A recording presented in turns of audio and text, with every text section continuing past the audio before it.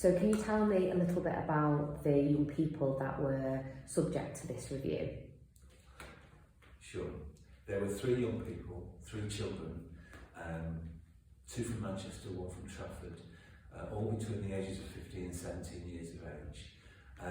Bright young people, you know, high aspirations. One young person wanted a career in medicine, one young person was really interested in music.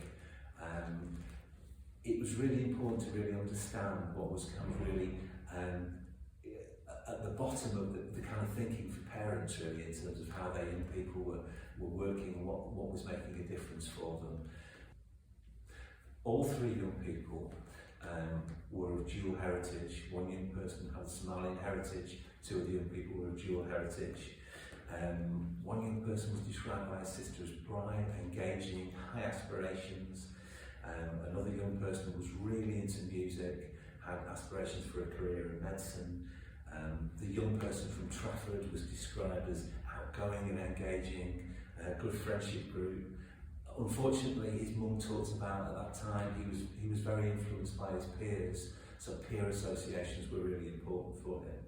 And in that sense, for me, in terms of authoring the review, it's really important to understand their backgrounds, what was important for them, how they lived their lives, and what connections they had.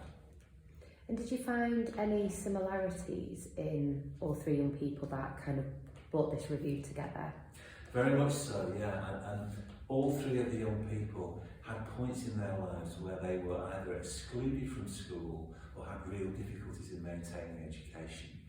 For 2 of the young people, they spent a considerable amount of time out of the country in Africa. And what was particularly interesting was that agencies didn't really know what had happened to them, what their experiences were. And that really connects with that theme of professional curiosity, professional tenacity, asking the question where young people have been, what have they been doing, what have they been engaged in, which will inform thinking about assessment and moving forward.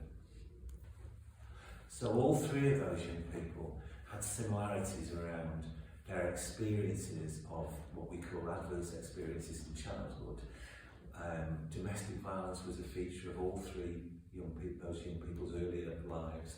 2 of the young people had issues around speech, social communication issues, attention deficit, hyperactive, ADHD, that kind of gave rise to thinking about early help.